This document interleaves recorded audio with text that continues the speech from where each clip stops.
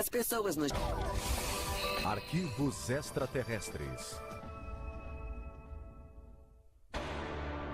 É uma das histórias de OVNIs mais estranhas já contadas. Em Aurora, no Texas, em 1897, testemunhas descreveram uma nave voadora 5 anos antes do voo dos irmãos Wright. O que voou sobre o Texas em 1897 não foi feito pelo homem. Existem indícios de que um OVNI caiu neste local em 1897. Um corpo pequeno e desfigurado foi descoberto nos destroços. Os jornais disseram que não era um habitante deste mundo. Ele foi enterrado no cemitério local e deu origem a uma lenda. Alguns dizem que é um folclore, mas outros o consideram um acontecimento histórico. Não conheço um exemplo melhor de OVNI. Fato ou ficção? Verdade ou mito? Venha conosco e vamos abrir os arquivos extraterrestres sobre o acidente no Texas.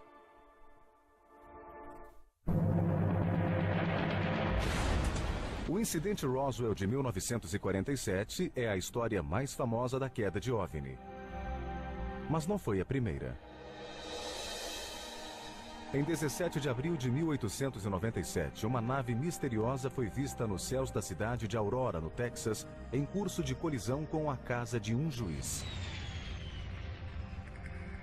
A história da queda em Aurora é bem simples e direta.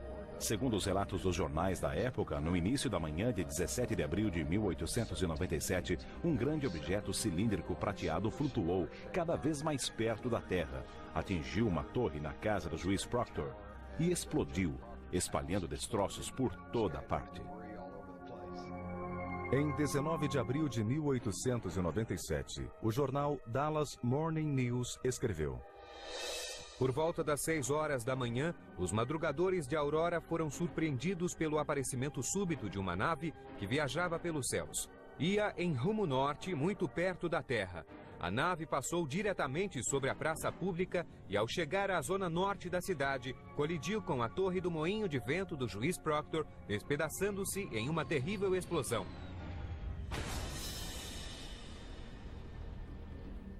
Os destroços espalharam-se por vários acres, danificaram o moinho e o tanque de água e destruíram o jardim do juiz. Segundo a história local, muitos dos habitantes de Aurora correram para a fazenda do juiz Proctor para ajudar no que pudessem. O que encontraram estava além de sua compreensão. O Dallas Morning News relatou que havia algo ou alguém na nave. O piloto da nave parecia ter sido o único a bordo e, embora seus restos estivessem desfigurados, foi possível perceber que não era um habitante deste mundo. O Sr. T.J. Wims, membro do Corpo de Sinalização do Exército Americano e uma autoridade em astronomia, é de opinião que o piloto era nativo do planeta Marte. Ele foi descrito como extraterrestre e considerado marciano. A única referência a marcianos na época estava nos livros dos escritores de ficção científica, e o reconhecimento pode ter sido motivado em parte pela literatura. Claro que eu não estava lá e não posso dizer ao certo quem pilotava a nave. Só posso me basear nas notícias dos jornais. E elas deixam muito claro que os restos indicavam que ele não era um habitante deste planeta. Segundo o Fort Worth Register, o ET não sobreviveu. Noticiaram que teve um enterro cristão no cemitério da cidade. Os destroços da nave foram jogados em um poço. Os habitantes da cidade queriam esquecer o incidente. Eu não diria que fingiram que não acontecera, mas não podiam lidar com o que não entendiam. Uma pedra pequena foi colocada no local não demarcado para indicar o túmulo do piloto. Mesmo assim, ele não pôde descansar em paz. Com o passar dos anos, havia cada vez menos testemunhas oculares dos eventos de abril de 1897. Por fim, a história transformou-se em lenda que alguns pensam ser ficção. As terras do juiz Proctor foram vendidas. Os jornais pararam de escrever sobre o incidente em Aurora e o túmulo transformou-se em mera curiosidade. Devo admitir que minha primeira reação à história de Aurora foi de ceticismo. Mas, para se escrever uma história, é preciso empenhar-se em descobrir a verdade, e foi isso que impulsionou minha investigação. Quando comecei a pesquisar, descobri que havia mais na história do que o incidente de Aurora. Fui ao Dallas Morning News, supondo que a história de Aurora estaria nas manchetes da primeira página. Mas me enganei. Estava no meio da página 5. E fiquei intrigado, pois não era a única história de naves naquela página. Na verdade, havia mais de 12 artigos diferentes sobre naves misteriosas na edição do jornal de 19 de abril. Houve pelo menos 16 naves na mesma área 2 dias antes do incidente. 16 casos relatados por pessoas respeitáveis. É significativo. No final de novembro de 1896, milhares de pessoas disseram ter visto naves misteriosas na Califórnia, a 2.400 quilômetros de distância. Nos meses seguintes, os relatos incluíram outros 20 estados, da Califórnia a Michigan. No Texas, naves foram vistas em 30 condados, entre abril e maio de 1897. Nesses 2 meses de 1897, centenas de texanos viram algo nos céus noturnos do Texas. Eles o descreveram como algo cilíndrico. Algumas pessoas disseram que tinha luzes, outros disseram que não. Alguns disseram que viajava a 300 ou 500 km por hora, fazia coisas que os aviões de hoje mal conseguem fazer. A velocidade máxima da época nos trens era de 65 km por hora. Dizer que a nave voava nos céus a mais de 160 km por hora corresponderia hoje a dizer que algo voa a milhares de quilômetros por hora. Wallace Cheriton, historiador do Texas, concentrou sua pesquisa nas testemunhas mencionadas pelos artigos de jornais. Esforcei-me para provar que essas pessoas existiram. E fiquei feliz quando descobri que elas foram, de fato, pessoas reais. Fiquei empolgado quando ouvi pela primeira vez as histórias das naves. Não era um incidente isolado. Pessoas de todo o país viram algo. Isso validava as histórias. O que viram? Por que viram? Acho que nunca saberemos o que viram, mas sei que viram algo. Pode ter sido um balão? Talvez. Mas não foi um avião, porque isso ainda não existia. O primeiro avião dos irmãos Wright só voou em dezembro de 1903 em Kitty Hawk. O que estava voando sobre o Texas em 1897 não foi feito pelo homem. De fato, embora balões de ar quente fossem comuns no final do século XIX, eles não faziam as complicadas descritas pelas testemunhas, como curvas em ângulo reto ou mudanças bruscas de altitude. Havia patentes registradas para aviões, mas não há registro de terem voado nesse período.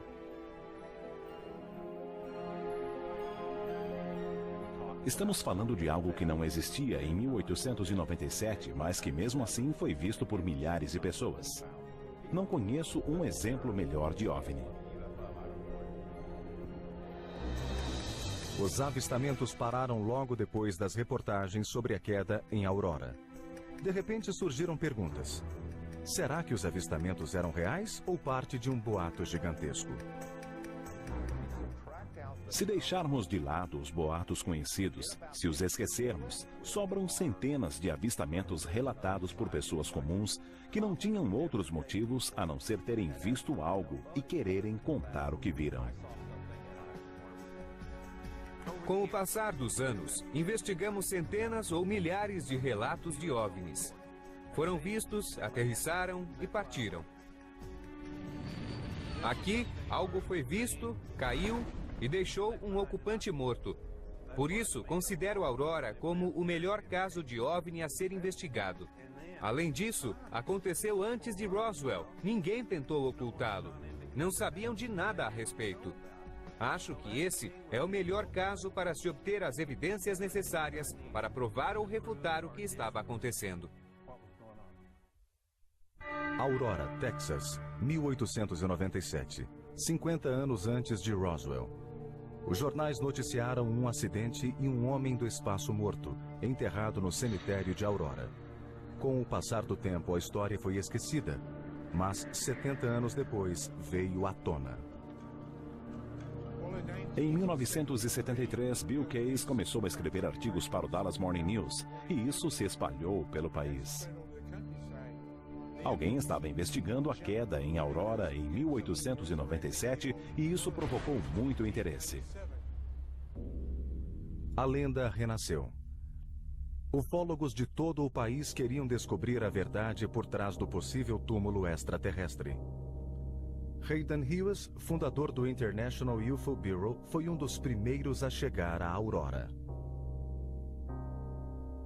Aurora era o principal caso, em minha opinião, porque havia a queda de uma nave a ser estudada e os restos do piloto podiam ser exumados, pois ele fora enterrado. Aurora era diferente. Havia um corpo supostamente extraterrestre. Há poucos corpos ou cadáveres associados a OVNIs e nenhum deles foi tão bem documentado como o do caso de Aurora.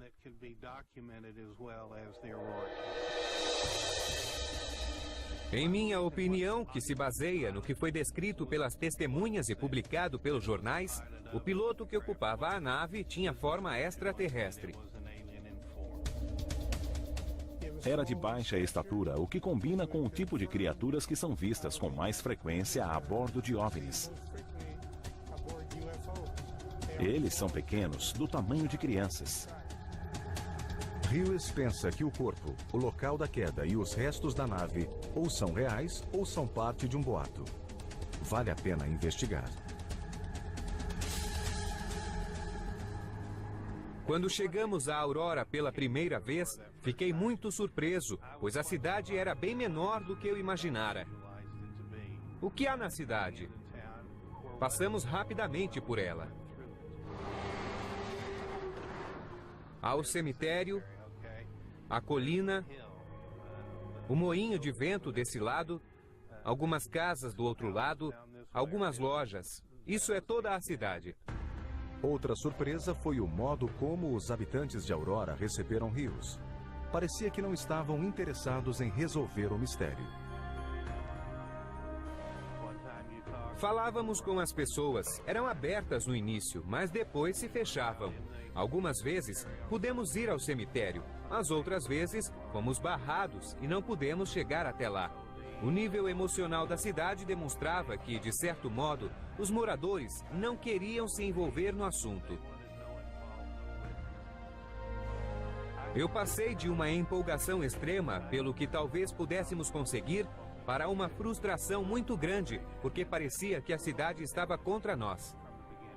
Então, Hughes e os outros pesquisadores de OVNIs que estavam em Aurora descobriram relatos de experiências pessoais da queda. As testemunhas não eram perfeitas. Algumas lembranças haviam se apagado, outras eram incompletas, e as testemunhas oculares tinham cerca de 80 anos. O ufólogo Jim Marrs foi um dos primeiros a entrevistar os moradores. Em 1973, entrevistei 3 pessoas que eram nascidas na época. Uma delas, Robbie Hanson, disse que era um boato, mas descobri que não era uma testemunha ocular. Não tinha um conhecimento direto. Seu pai havia ouvido e lhe contado, rido e dito que era um boato, e era disso que ela se lembrava. Depois, Marrs encontrou 2 testemunhas que contradisseram Hanson e fizeram relatos pessoais sobre o acidente.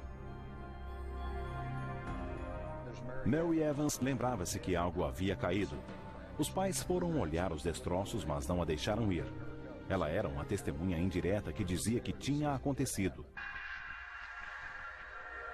Então encontramos Charlie Stephens, que tinha 10 anos e estava ajudando nas tarefas domésticas. Ele viu a nave passando com uma trilha de fumaça, aparentemente com problemas. Ele a viu desaparecer na direção de Aurora, ouviu a explosão e viu a fumaça. Ele queria ir até lá para ver o que acontecera. Mas o pai, um fazendeiro em 1897, disse que primeiro tinham de terminar as tarefas. No dia seguinte, o pai foi à cidade e, na volta, contou-lhe sobre os destroços. Então, temos testemunhas oculares que dizem que algo aconteceu. Além dos relatos das testemunhas oculares, os pesquisadores encontraram um homem que acrescentou um dado intrigante à investigação.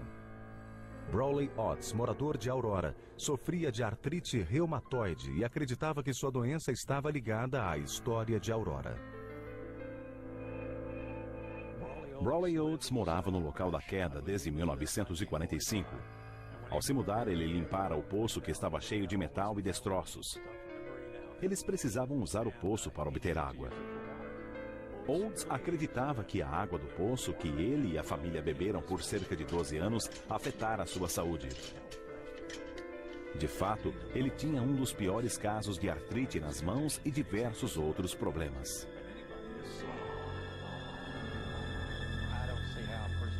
Não sei como alguém pode sobreviver, andar ou trabalhar, se algumas vezes fica tão inchado que parece estar a ponto de estourar. Algumas vezes os dedos dele inchavam tanto que ficavam com bolas maiores do que bolas de golfe. Ele dizia que talvez isso fosse causado pela água do poço. Foi isso que ele me contou.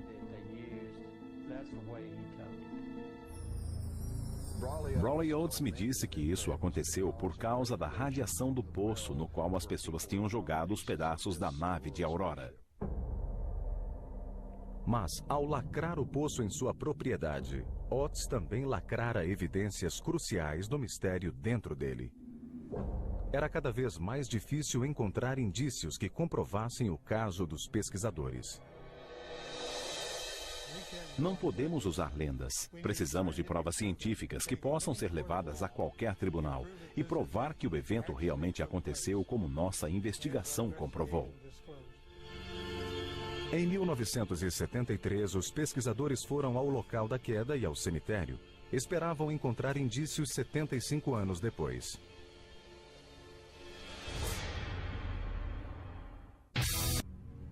Na investigação de 1973, foram encontradas testemunhas que confirmaram a queda de uma nave em abril de 1897. Também se falava de um extraterrestre enterrado no cemitério da cidade. Mesmo com esses depoimentos, os ufólogos precisavam de provas científicas e esperavam encontrar destroços na propriedade que pertencera ao juiz Proctor. Todos especulavam sobre o que acontecera ao metal. Eu achava que a maior parte fora levada embora e o resto fora jogado no poço. Foi fácil encontrar o poço, mas logo surgiu um problema. O poço fora lacrado anos antes pelo proprietário Brawley Oates. Sobre o antigo poço havia uma grande placa de concreto medindo 2,5 metros por 2,5 metros. Seria muito difícil removê-la. Desanimados, os pesquisadores buscaram pistas no resto da propriedade. Andaram por lá e encontraram um fragmento de motor, cavaram e encontraram mais peças de metal. Algumas coisas eram comuns a qualquer propriedade antiga que tenha sido cultivada. Pregos, parafusos e outros itens identificáveis foram encontrados no local da queda, mas algo chamou a atenção. Um rapaz de Corpus Christi, Texas, encontrou algo significativo. Uma peça com entalhes que foram analisados por John Chusler. Isto foi testado 2 vezes em 1973. Foi enviado para mim logo depois de ser retirado do solo e eu o levei para um laboratório aeroespacial que era usado para determinar os modos de quebra de aviões e peças de espaçonaves. Eles tinham os equipamentos mais avançados, fizeram a primeira análise e o consideraram incomum. A análise mostrou que o material estava ali há muito tempo. Analisaram o metal e viram que tinha 95% de alumínio e 5% de ferro. As ligas não são feitas desse modo. Normalmente, há menos de 1% e, além do ferro, há zinco ou outros materiais. Não havia nada disso nesse caso. O laboratório aeroespacial que testou a amostra inicialmente solicitou que seu nome não fosse mencionado neste programa. Mas Schussler confirmou os resultados nos laboratórios da NASA em Houston, Texas. Segundo Schussler, os dois laboratórios chegaram à mesma conclusão. Intrigado, ele pediu que fossem feitos outros testes para determinar a origem da amostra. As histórias diziam que o objeto havia explodido e lançado metal fundido por todo lado. Esse material atingiu coisas, caiu e esfriou. A análise estrutural do material demonstrou que ele havia esfriado no solo depois de ter se fundido no ar. A estrutura combinava perfeitamente com a história. Será que Schussler descobrira uma prova da queda em Aurora? O material encontrado e analisado em 1973 não podia ter sido feito naquele tempo, naquela fazenda, em Aurora ou em algum local próximo. Precisaria ter sido fabricado em um laboratório sofisticado, com técnicas avançadas de refino. É maravilhoso ter um pedaço de algo que se acredita ser uma nave espacial. Os jornais interessaram-se pela história das novas investigações da queda da nave e, como consequência, a exatidão diminuiu. Isso aconteceu com outra amostra, enviada ao Dr. Tom Gray, atualmente professor emérito na Universidade do Estado do Kansas. Certo dia, um homem bateu à minha porta. Ele trazia algumas peças que afirmava ter encontrado no suposto local em que a nave espacial caiu em 1897. Foi pedido ao Dr. Gray que analisasse as amostras para determinar se era uma parte da nave espacial de Aurora. Estamos vendo o material que foi testado. Mostrei esta peça para meu sogro alguns dias depois de fazer a análise. E ele me disse: "Onde você conseguiu esse rotor de bomba d'água?" Então tive certeza de que não era parte de uma nave espacial. Depois de descobrir a origem terrestre da primeira amostra, o Dr. Gray começou a testar as duas outras tiras de metal. Elas eram compostas basicamente de ferro, mas ele encontrou algo incomum. Para examinar as propriedades magnéticas, eu as coloquei junto a outro metal, um ímã, e elas não reagiram ao ímã. Achei isso bem interessante. O Dr. Gray ficou perplexo e procurou um especialista em metais que pudesse dar uma segunda opinião a respeito. Descobri que as ligas de ferro e zinco podem ser magnéticas ou não, dependendo de como foram esfriadas. O Dr. Gray contou a história e suas conclusões ao jornal da universidade. Quando o artigo foi publicado no Jornal do Campus, a manchete dizia: "Físico acha ferro não magnético no local da queda da nave espacial em Aurora." O artigo não dizia nada sobre minha conversa com um especialista em metais, nem sobre as propriedades da liga de ferro. As coisas tinham escapado ao controle, por assim dizer. Por isso, o Dr. Gray, suas descobertas e o pedaço da nave espacial de Aurora tornaram-se parte da história. Mas essa parte da saga foi distorcida. Muitas vezes os jornais relatam o que consideram ser notícia. Mas isso nem sempre é a realidade dos fatos. A verdade real é que esses materiais eram coerentes com o que se esperaria encontrar em uma fazenda em Aurora, no Texas. Depois de extrair os indícios do local da queda, os pesquisadores mudaram seu foco para o cemitério de Aurora. As pessoas disseram que havia um corpo na nave e que estava desfigurado. Segundo a história, ele teve um enterro cristão no cemitério da cidade. Tentamos descobrir qual era a parte mais antiga do cemitério. Esse seria o local mais lógico para começar a busca. Andaram olhando por lá e um morador disse que não estavam olhando no lugar certo. Era preciso procurar por uma árvore com mais de 100 anos, com uma grande colmeia. Os pesquisadores foram até lá e encontraram uma pedra pequena com uma gravação semelhante a uma nave espacial. Acreditando ter encontrado o túmulo do extraterrestre, os pesquisadores da Mutual UFO Network, ou MUFON, fizeram outra descoberta.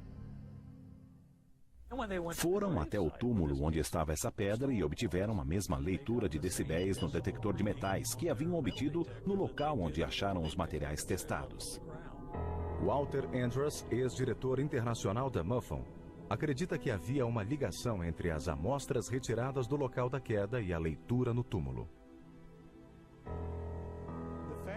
O fato de terem detectado metal no túmulo indicava que alguém enterrara fragmentos de metal da queda junto com o corpo, o que dava mais importância aos indícios e estabelecia uma ligação entre eles.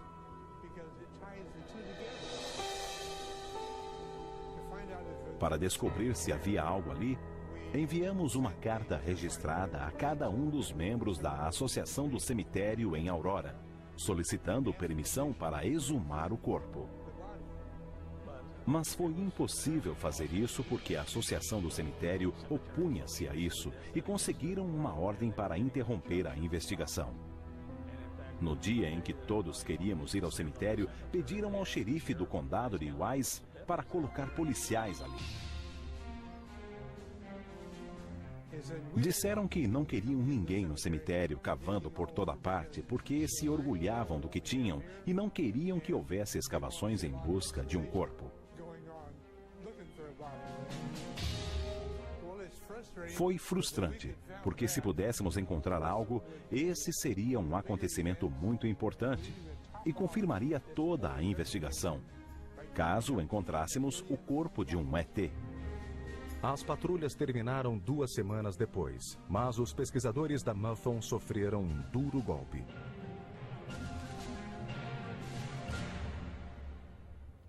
Quando pudemos voltar ao túmulo, a pedra havia desaparecido.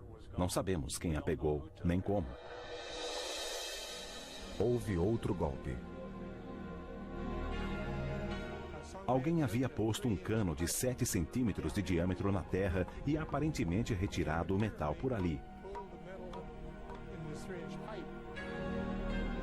Um dos pesquisadores da MUFON verificou e não achou nenhum sinal com o detector de metais.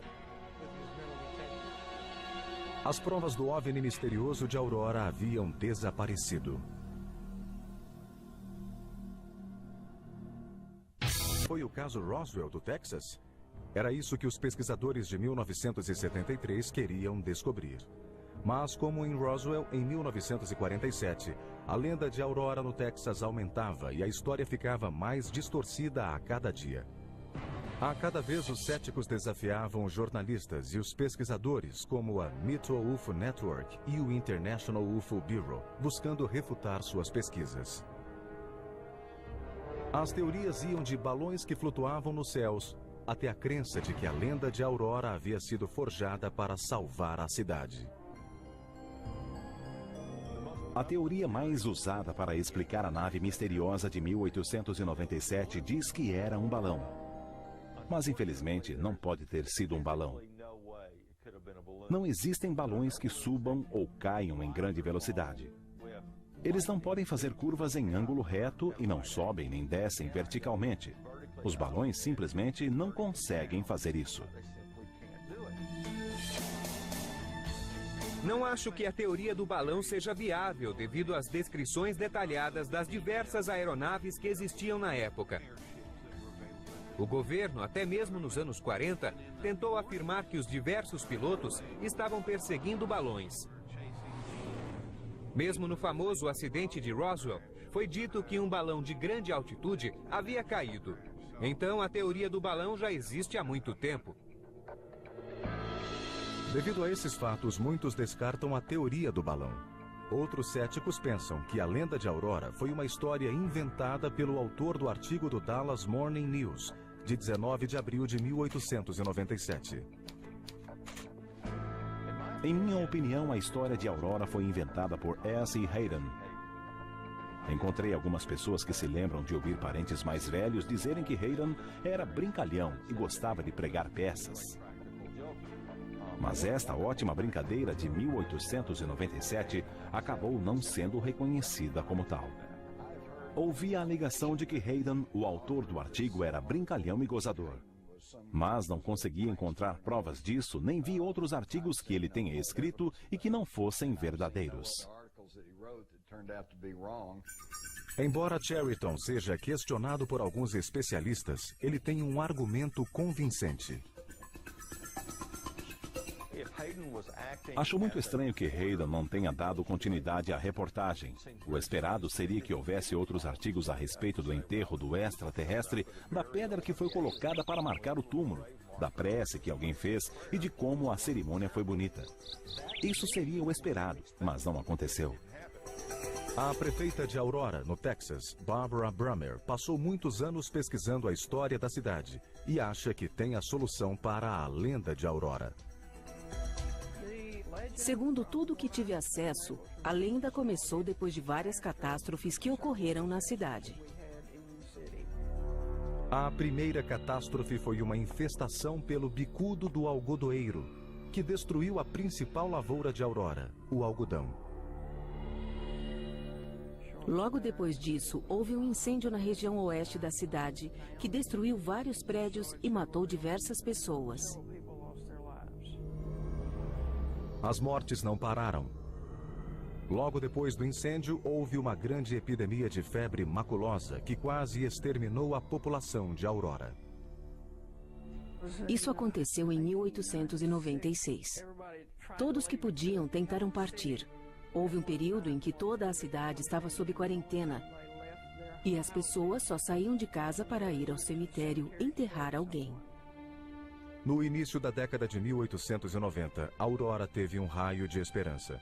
Uma ferrovia ia passar pela cidade e traria o alívio econômico que seus habitantes desejavam. Chegaram a colocar os trilhos que seriam usados por um ramal da ferrovia.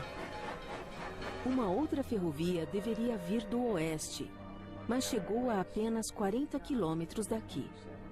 E depois acabou sendo interrompida. Ficou conhecida na região como a ferrovia que nunca existiu. A cidade tinha problemas econômicos e o espírito dos moradores estava abalado. Essa cadeia de acontecimentos pode ter motivado a lenda de Aurora.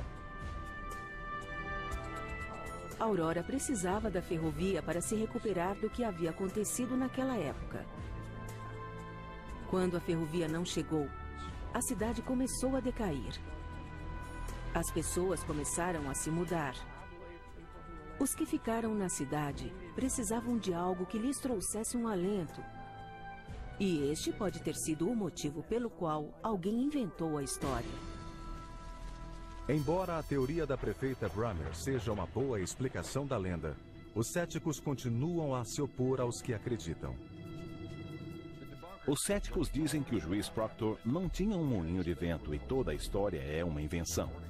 Segundo Charles Stephens, ele realmente não tinha um moinho de vento, mas tinha uma torre com um catavento, que era usado para acionar a manivela de seu poço. Esse é um caso de semântica. Havia uma torre de madeira com que o objeto se chocou. Quando procurava indícios, encontrei um dos suportes de metal que sustentava o braço de madeira. Um suporte de metal ainda estava no local. Outro elemento da lenda é questionado pelos céticos. A identidade do ET foi estabelecida por T.J. Wims, um membro do Corpo de Sinalização do Exército Americano. Ele era apenas o ferreiro da cidade e não um especialista em astronomia, como o jornal afirmou. Segundo Charles Stevens, T.J. Wims era um astrônomo amador, tinha um telescópio e era bem conhecido como especialista leigo em astronomia. O argumento de que ele não tinha conhecimentos é bem enganador. Apesar das muitas explicações que pesquisadores, jornalistas e céticos têm para a lenda de Aurora, há um ponto em que todos estão de acordo. Em minha opinião, é uma boa história. É uma boa história. Foi antes de eu nascer, mas meu avô contava uma ótima história. Há um ditado no Texas que diz: nunca deixe a verdade atrapalhar uma boa história. Passaram-se mais de 100 anos desde que a tranquilidade de Aurora, no Texas, foi abalada pela queda de uma nave misteriosa. Como no incidente em Roswell em 1947, talvez nunca saibamos a verdade. Mas para alguns ufólogos, este caso de 1897 pode resolver o fenômeno dos OVNIs, de uma vez por todas. A importância do encontro de Aurora é que havia um corpo para ser estudado. E houve centenas de avistamentos por todo o centro dos Estados Unidos na época. Vemos o que aconteceu em Roswell. Vemos o que ocorreu em outros avistamentos, mas este tem a resposta. Ele é crucial porque ocorreu antes da censura moderna. Ainda está lá, não houve cortina de fumaça. A cidade chegou a ter 3.000 habitantes, mas hoje apenas 400 pessoas moram aqui. O tamanho da cidade diminuiu, mas a controvérsia sobre seu famoso visitante cresceu. A história da queda da nave misteriosa dividiu Aurora entre os que acreditam e os que duvidam.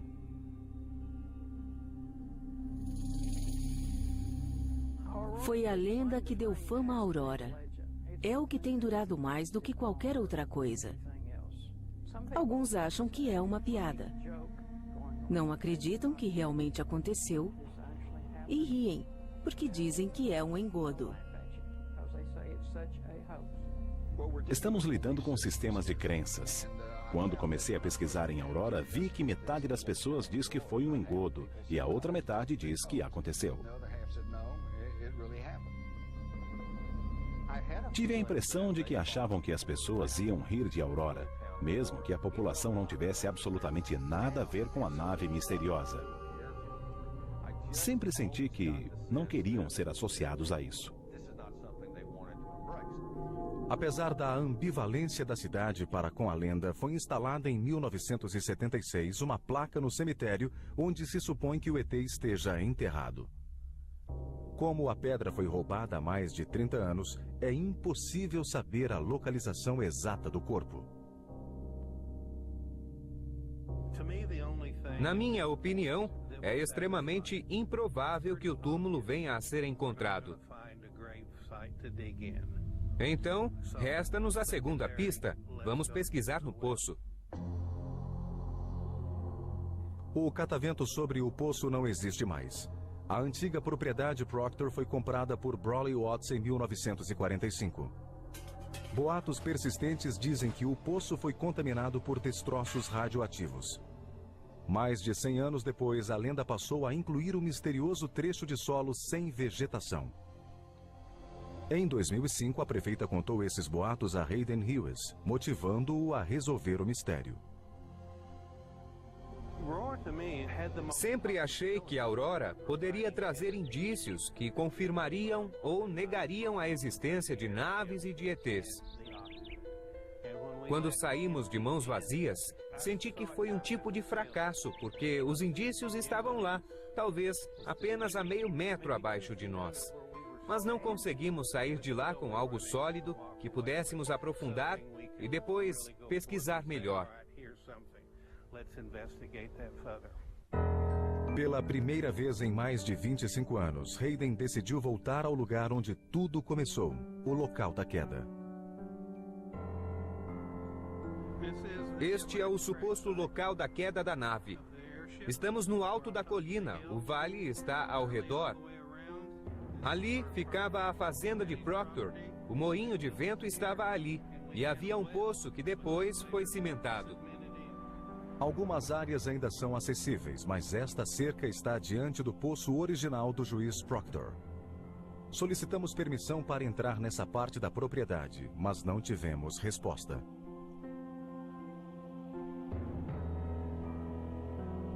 Minha intuição diz que estamos perto, que existe algo aqui.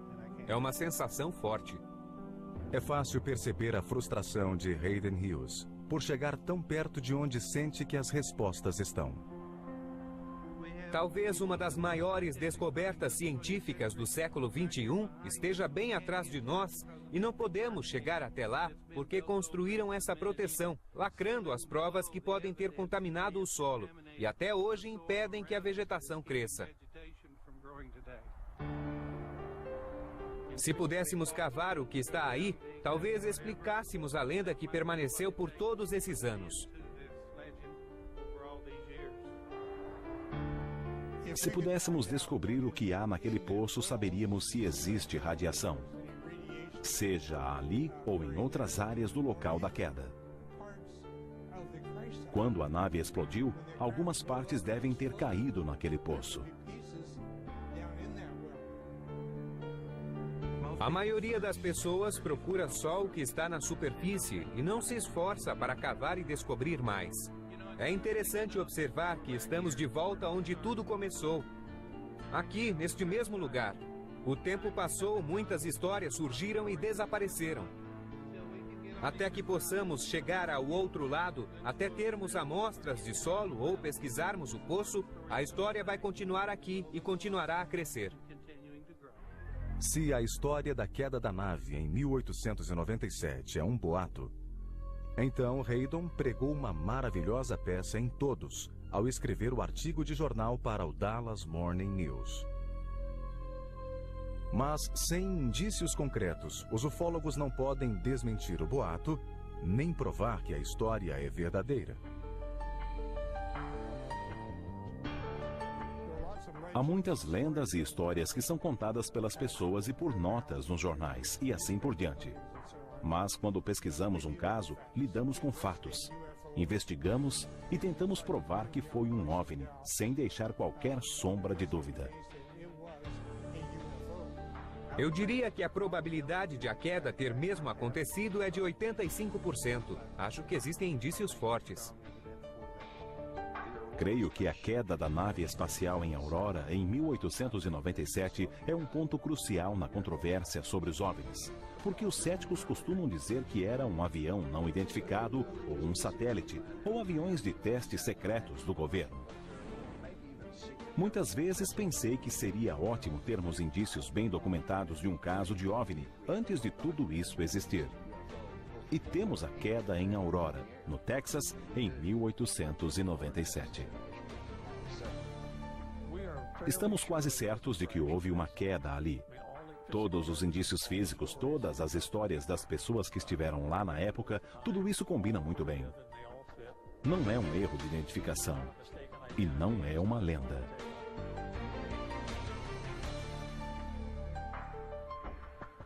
Resumindo, algo aconteceu em 1897 e não conseguimos explicar até hoje.